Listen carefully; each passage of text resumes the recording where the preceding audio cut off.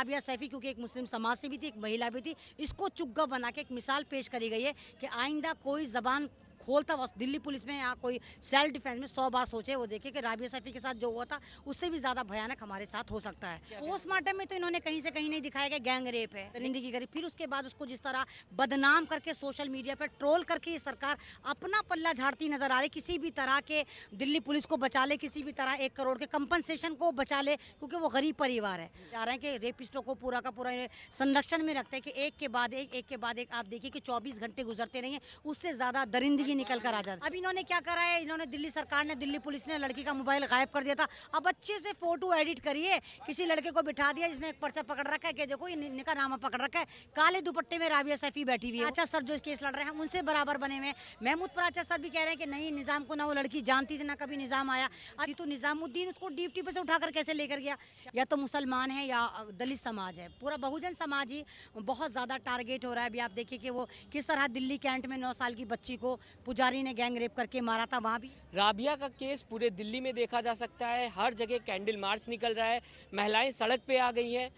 लगातार सरकार से मांग हो रही है कि जस्टिस फॉर राबिया, राबिया को इंसाफ मिलना चाहिए।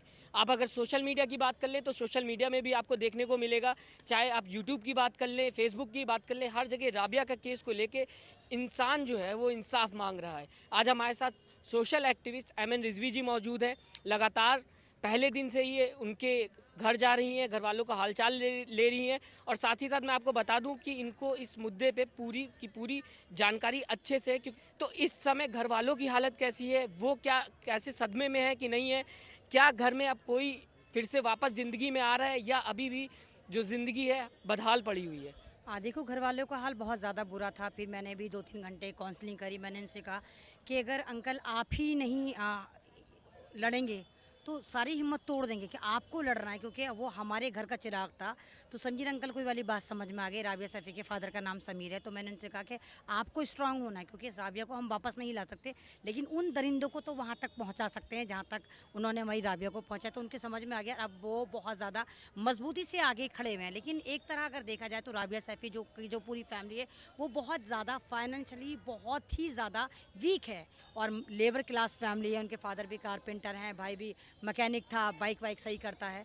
तो एक फैमिली में बहुत ज़्यादा क्राइसिस आ गया, और उस क्राइसिस को दूर करने के लिए हमारे तमाम भारतीयों को इस तरह उनके लिए फंड रेज करना चाहिए जो राबिया सैफी के घर वालों को मदद करे और केस में आगे काम भी आए, केस में लड़ने के लिए काम आए। और जिस तरह लोग कह रहे हैं कि हमने लीगल टीम दी है, ये दी है, तमाम पार्टियां कह रही हैं लीगल, लेकिन अभी तक किसी ने कोई लीगल टीम नहीं दी है। ये वाला मुद्दा अब जो है वो महमूद पराचा सर के पास गया है। महमूद पराचा सर इसको लड़ रहे हैं, लेकिन दिल्ली सरकार महमूद पराचा सर से डर गई है, और उसने एक नया पैंतरा निकाला है कि राबिया सैफी को बदनाम करने के लिए एक झाड़ू की तिनके जैसा कोई निजामुद्दीन निकाल के लेकर आए कि ये इसका शौहर था और जिसने मार दिया।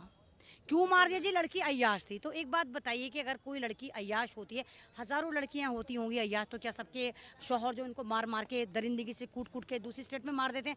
सवाल ये होता है, जब राबिया सैफी निजामुद्दीन की वाइफ थी तो निजामुद्दीन उसको ड्यूटी पे से उठाकर कैसे लेकर गया? क्या वो घर वापस नहीं आती? जब उसकी बीवी थी तो उसके साथ होगी।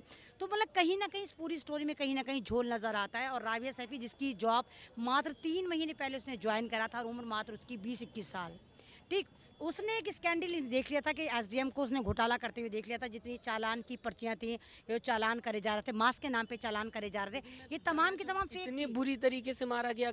अगर मैं मानता हूँ उन्होंने कुछ जान भी लिया, तो क्या इस तरीके से मारना इंसानियत में आता है? वो इसलिए बुरी तरह से मारा गया कि उन्होंने एक एग्जाम्पल पेश करा कि अगर दिल्ली पुलिस में कोई भी घबड़घोट होती है, कोई भी घोटाला होता है, तो आइंदा वहाँ का कांस्टेबल कोई भी सेल्फ डिफेंस में उसके खिलाफ आवाज़ उठाते हुए 100 बार सोचेगा कि देखो राबिया सैफी के साथ हमने क्या करा था, वही तुम्हारे साथ करेंगे।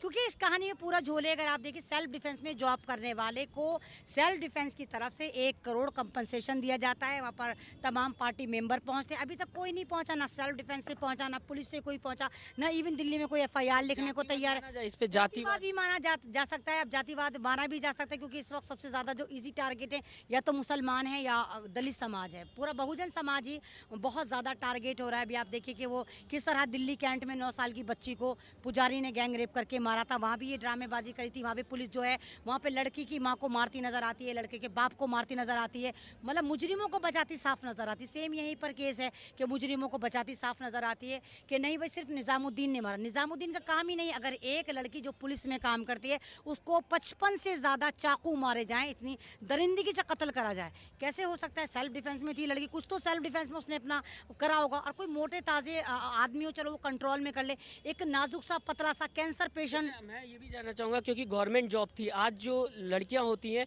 वो अपने से बेहतर आदमी चूज़ करती हैं, लाइफ पार्टनर चूज़ करती हैं, तो क्या उनका आदमी क्या करता था आपको पता है कुछ? नहीं, अब कहने में ये तो जब पूरी इन्होंने स्टोरी गढ़ी तो कह रही थी इसके साथ ही जॉब करता था, जिसने ही जॉब दिलवाई थी, जिसके घर आना जाना था। एक बात बताइए, उसकी फैमिली से हम लगातार बने हुए हैं। हम महमूद पराचा सर जो केस लड़ रहे हैं हम उनसे बराबर बने हुए हैं। महमूद पराचा सर भी कह रहे हैं कि नहीं, निज़ाम को ना वो लड़की जानती थी ना कभी निज़ाम आया। अब इन्होंने क्या करा है, इन्होंने दिल्ली सरकार ने, दिल्ली पुलिस ने लड़की का मोबाइल गायब कर दिया था। अब अच्छे से फोटो एडिट करिए, किसी लड़के को बिठा दिया जिसने एक पर्चा पकड़ रखा है कि देखो ये निका नामा पकड़ रखा है, काले दुपट्टे में राबिया सैफी बैठी हुई है। वो फोटो मैंने भी देखे थे, वायरल हो, चेहरा नहीं दिख रहा है उस फोटो में। चेहरा दिख रहा है। लेकिन आप बताइए ना, अगर एक 18-19 साल की लड़की शादी जैसा फैसला अपनी फैमिली के सामने कर रही है, वो काला दुपट्टा ओढ़कर बैठेगी, दुल्हन बनेगी, कुछ तो अरमान होते हैं ना। ऐसी काले दुपट्टा ओढ़ रखा है, ऐसे अजीब से कपड़े पहन रखे हैं, माँ भी बैठी हुई है, वो निकाह ना मनी है, फोटो को एडिट करा है कहीं ना कहीं बहुत ज़्यादा। मोबाइल को इन्होंने 10-12 दिन कहा कि हमें मिला है, तो 10-12 दिन में राबिया सैफी के मोबाइल में से फ़ोटो निकाल के पूरा एडिट करा है। और जब इन्होंने देखा कि राबिया सैफी की फैमिली झुकने को तैयार नहीं है, तो ये अब ये मामला बहुत तेज़ी से दिखाई कि फ़ोटो जो वायरल दिल्ली सरकार वायरल कर रही है, दिल्ली सरकार के जितने ये MLAs हैं ग्रुपों में वायरल करे जा रहे हैं, ताकि राबिया सैफी को बदचलन आवारा बता के उसका एक इमेज को इतना ज़ीरो कर दिया जाए कि लोग उसके लिए आवाज़ ना उठाएं। लेकिन आप लोगों को इस बात पर यकीन नहीं करना है, आप लोगों को राबिया सैफी के लिए आवाज़ उठानी है और आपको ये भी डिमांड करनी है सरकार से कि राबिया सैफी को 1 करोड़ का कंपनसेशन भी मिले, राबिया सैफी की फैमिली में किसी एक को गवर्नमेंट जॉब मिले, राबिया सैफी के घर को, फैमिली को एक ऐसा घर मिले जहाँ पर वो रह सकें। ये डिमांड करनी चाहिए पूरे भारत में। जब तक इसका फैसला, बहुत ज़्यादा ख़राब हालात हैं, बहुत ज़्यादा ख़राब हालात हैं। मैंने कहा बहुत ज़्यादा उनके घर में, मतलब किराए का एक छोटा सा मकान है उनका। मैं तो अपना समझती थी, लेकिन अब मैं अभी जब लगातार मैंने जाना शुरू करा तो समीर अंकल ने कहा कि बेटा ये मेरे किराए का मकान है और अभी तक किसी ने फूटे मुंह से नहीं कहा कि हमसे कुछ ले लो, ना हमें किसी का चाहिए।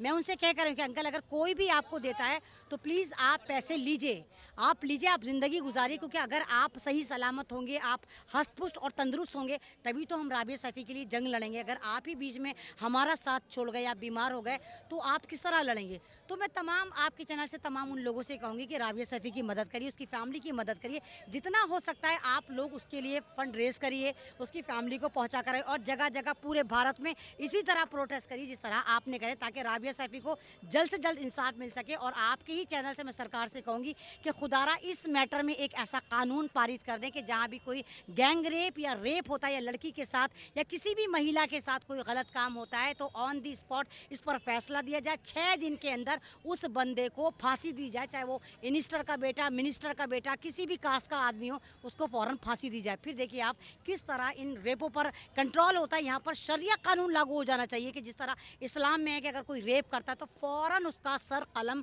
करा जाता है, आज भी सऊदी में करा जाता है।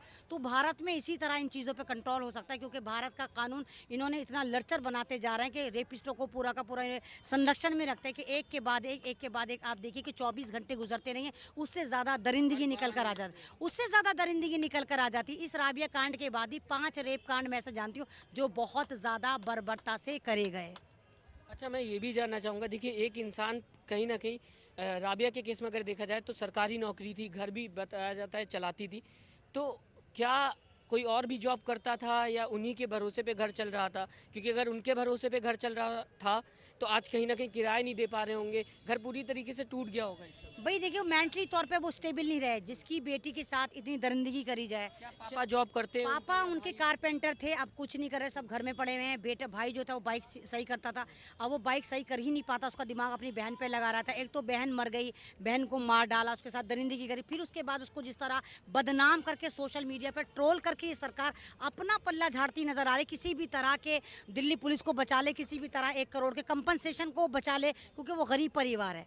तो इस तरह वो फैमिली बहुत ज़्यादा टूटी हुई, लेकिन हमारी सपोर्ट उनके साथ है और हमें उम्मीद है कि महमूद पराचा साहब जो ये केस देख रहे हैं, वो किसी अहम फैसले पे जाके कोई ऐसा सज़ा उस बंदे को दिलवाएंगे, बंदों को दिलवाएंगे कि बहुत जल्दी ये बेनकाब होंगे कि राबिया सैफी को जो बदनाम करने की एक साजिश चल रही है, वो जल्दी जल्दी आप देखिए कि दूध का दूध पानी का पानी निकल कर आएगा। अच्छा, मैं लास्ट में आपसे ये जानना चाहूँगा, अभी पोस्टमार्टम की रिपोर्ट अगर आप गई होंगी तो आपने देखा होगा किस तरीके से आया है, रिजल्ट जो है सामने आया है, जो चाकू लगे थे उन सब चीज़ों पे क्या कहना है? पोस्टमार्टम में तो इन्होंने कहीं से कहीं नहीं दिखाया कि गैंग रेप है, लेकिन वो गैंग रेप से कम नहीं है। पता ही ना, लड़की थी, मतलब 55 से ज़्यादा एक नाजुक मिजाज लड़की पे चाकू मारे गए। तो मतलब कहीं ना कहीं इतना जुल्म उसके साथ करा गया कि आइंदा कोई भी दिल्ली सरकार पर उंगली उठाते हुए, उनको बदनाम करते हुए या उनके खिलाफ बोलते हुए या दिल्ली पुलिस के खिलाफ बोलते हुए 100 बार सोचे। इसलिए राबिया सैफी, क्योंकि एक मुस्लिम समाज से भी थी, एक महिला भी थी, इसको चुग्गा बना के एक मिसाल पेश करी गई है कि आइंदा कोई जबान खोलता वक्त दिल्ली पुलिस में या कोई सेल्फ डिफेंस में 100 बार सोचे। वो देखिए कि राबिया सैफी के साथ जो हुआ था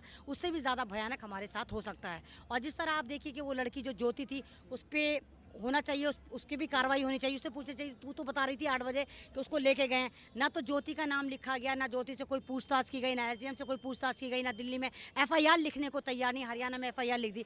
मैं अगर कोई मेरा मर्डर करके मुझे अमेरिका में जाकर डाल कर आ जाता है, तो क्या अमेरिका के जो बाइडन है वो मेरी एफआईआर लिखवाएंगे वहाँ पर? मैं भारत की बेटी हूँ, मैं दिल्ली की बेटी हूँ। तो जो बंदा जहाँ का होगा, जहाँ का रहने वाला होगा, जहाँ जॉब कर रहा होगा, एफआईआर उसका वहीं पे जन्मसिद्ध अधिकार है और ये मेरा संविधान देता है। लेकिन ये लड़की की एफआईआर अभी तक दिल्ली में नहीं लिखी गई।